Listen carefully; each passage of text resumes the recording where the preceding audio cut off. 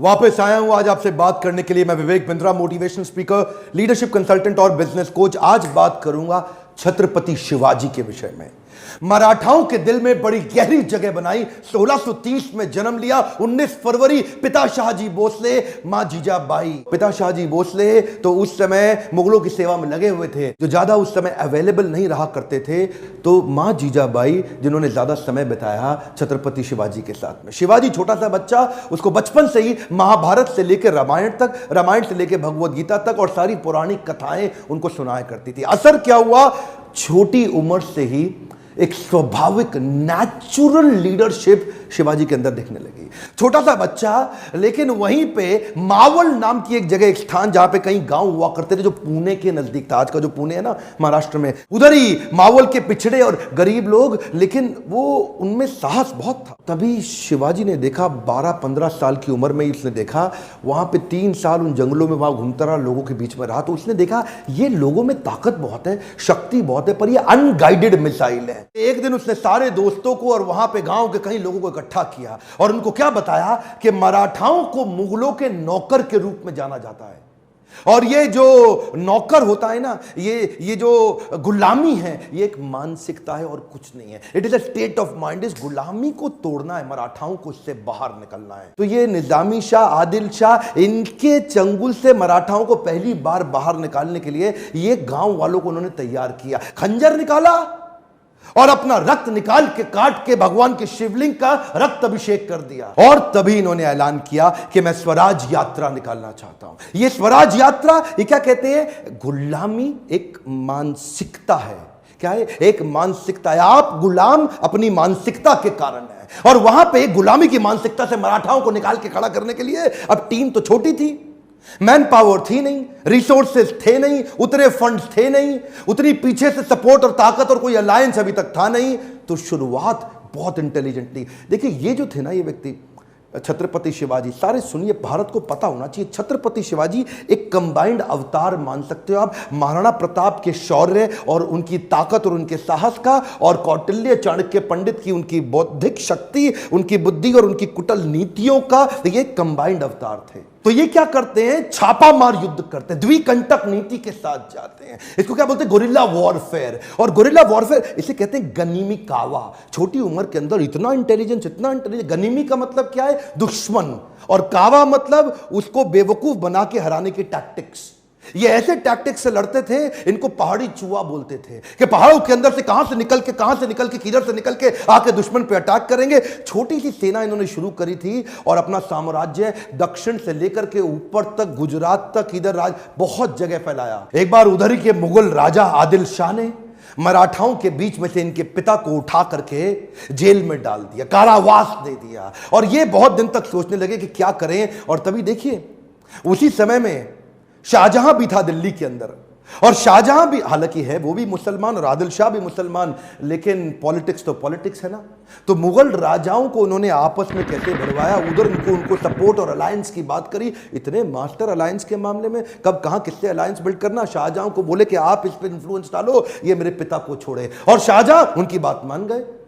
शाहजहां को उन्होंने बोला कि तुम्हारे कई युद्ध होने वाले हैं नॉर्थ में, और उस समय पीछे से अगर तुम्हें यहां से मदद की जरूरत पड़े तो मैं छत्रपति शिवाजी तुम्हारी मदद करूंगा। इसको बोलो आदिल शाह को मेरे पिता को छोड़े। छुड़वा दिया। छत्रपति शिवाजी, इनके लिए युद्ध जीतना जरूरी था, लड़ना भले ही जरूरी ना हो। कई बार तो ये लड़े बिना भी युद्ध जीत जाते थे, यही तो उनकी चतुराई थी। इसे क्या कहते हैं, सामने वाला सरेंडर कर देगा स्वॉर्ड निकाले पहले, स्वॉर्ड निकालने से पहले, surrender before the sword comes out. इनकी बुद्धिमत्ता क्या थी कि ये एनिमी से अलायंस क्रिएट कर लेते थे। जो इन्हें बर्बाद करने आता था वही इनको आबाद करके जाता था। पोर्टफोलियो डाइवर्सिफिकेशन में बड़े मास्टर थे। ये नहीं कि एक ही जगह लगे रहे, साथ साथ पैरेलल लीडरशिप बिल्ड करते थे। उधर कोंकण कोस्टलाइन के पास में, जो आज का गुजरात है, महाराष्ट्र है, आज का गोवा है, आज का नीचे तक कर्नाटक है, ये पूरी कोस्ट लाइन पे इन्होंने एक नेवी बिल्ड करी, नेवी की सेना, समुद्री सेना को तैयार किया। एक्चुअली छत्रपति शिवाजी को फादर ऑफ इंडियन नेवी भी बोला जाता है। और एक और बात आप सीखते हैं, preparation of scenario analysis. Scenario analysis का मतलब क्या है,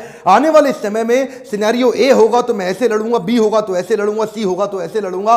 सिनेरियो की तैयारी पहले रखनी चाहिए। उस समय वहां का तानाशाह आदिल शाह, जो उस समय तक शिव शिवाजी से बहुत तंग आ चुका था, बहुत परेशान हो चुका था। इन्होंने अपने सबसे बड़े सेनापति, सबसे चीफ जनरल अफजल खान को भेजा कि अफजल खान इसको खत्म करके आओ किसी तरीके से। अफजल खान जानता था शिवाजी एक ईमानदार आदमी है, तो उसको एक प्रपोजल भेज दिया, शिवाजी मैं तुमसे अकेले मिलने आऊंगा, संधि करना चाहता हूं, अकेले मिलोगे मुझसे?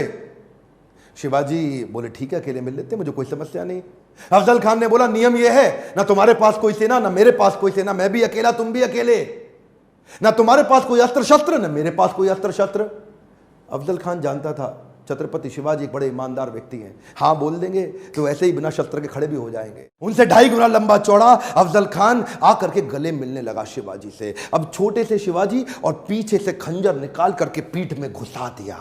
प्रिपेयर्ड थे पहले ही, शिवाजी पहले ही प्रिपेयर्ड थे।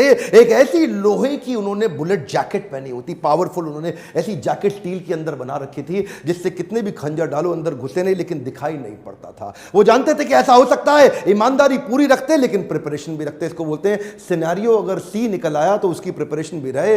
हाथ पीछे से खींचा और उनका सिंह नख बाहर निकल आया, और वो जो सिंह नख नाम का उनका जो चाकू होता है ना, वो चाकू शेर के पंजे जैसा इतना सॉलिड कि उसको घुसाया पेट में। अफजल खान का किडनी वहां से बाहर निकाल दी फाड़ के, और यहां रुके नहीं, इसको मारते ही अब इसकी सेना का पूरा मनोबल तोड़ दिया, उनकी मानसिक दिशा को कमजोर करके उनका प्रतापगढ़ किला जीत गए। सबसे बड़ी लर्निंग एक और है, पहले तो प्रिपरेशन रखो पूरी वर्स्ट के लिए, और उसके बाद अगर जीत गए या हार गए उसको अपने ऊपर हावी मत होने दो, अगले के लिए चालू कर दो। अभी इतनी बड़ी जीत मिली कि ये नहीं कि मतलब अब जाके बैठ के आराम करें जी, बहुत बड़ा किला जीत गए, बहुत बड़ा किला जीत गए। 18 दिन के अंदर अगला किला पनहल का, फोर्ट ऑफ पनहल, उसको भी कैप्चर कर लिया। अच्छा, एक हारने का उदाहरण भी देखिए, मिर्जा राजा जयसिंह उस समय हुआ करते थे। अब इन्होंने मुगल लोगों ने राजा जयसिंह को मिर्जा बना लिया था, अपने साथ जोड़ करके अपनी सेना में ले लिया। एक दफा मिर्जा राजा जयसिंह ने इनको एक युद्ध में हराया और इनसे पुरंदर की ट्रीटी साइन करा ली। पुरंदर की ट्रीटी साइन कराते वक्त इनके 23 किले इनसे छीन लिए गए, और 23 किले अब इनके हाथ से निकल गए। वो उनके लिए हार थी, हाँ हार थी, लेकिन हारने के बाद भी नहीं रुकते। ये क्या किया, come on bounce back, come on, क्या याद है ना आपको, बाउंस बैक। और कैसे बाउंस बैक किया, पुरंदर की संधि में 23 किले हाथ से निकल गए, हाँ निकल गए, लेकिन रुकना तो है नहीं। अगले कुछ सालों के अंदर 23 किले हारे पर 360 किले और जीत गए। 360 किले इन्होंने, जो फोर्ट होते हैं ना, कई मैंशन, एक के बाद एक के बाद। इनकी लड़ाई किसी भी प्रकार से किसी धर्म के अगेंस्ट नहीं थी, इनकी लड़ाई थी मराठाओं की रक्षा करने के लिए। ये मराठाओं के लिए खड़े, ये मुसलमानों के अगेंस्ट नहीं, मुगलों के अगेंस्ट थे। वो मुगल जो विदेश से आए उनके अगेंस्ट थे, क्योंकि मुसलमान तो उनकी टीम में बहुत सारे थे।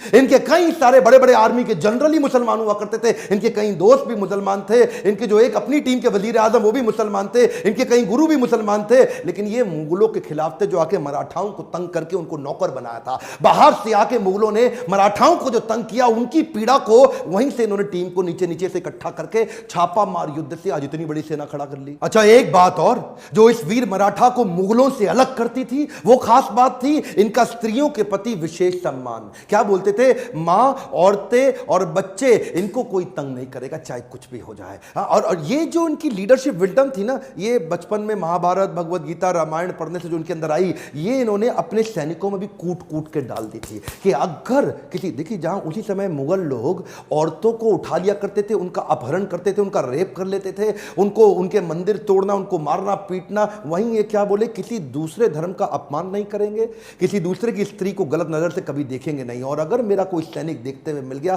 तो उसको खत्म कर दूंगा। इन्होंने वो वैल्यूज अपनी टीम के अंदर डाल दी। इनकी ये क्वालिटी ने इनको इतनी रिस्पेक्ट अर्न करी, इतनी रिस्पेक्ट अर्न करी कि लोग अपनी जान देने लग गए। इस वीर मराठा की कथा मैं चाहता हूं पूरे देश तक पहुंचे। आज अगर आप में थोड़ा सा भी आप में इच्छा है कि हमारे देश के इस इतिहास को कोई भूल ना जाए, इसको व्हाट्सएप पे फैला दीजिए।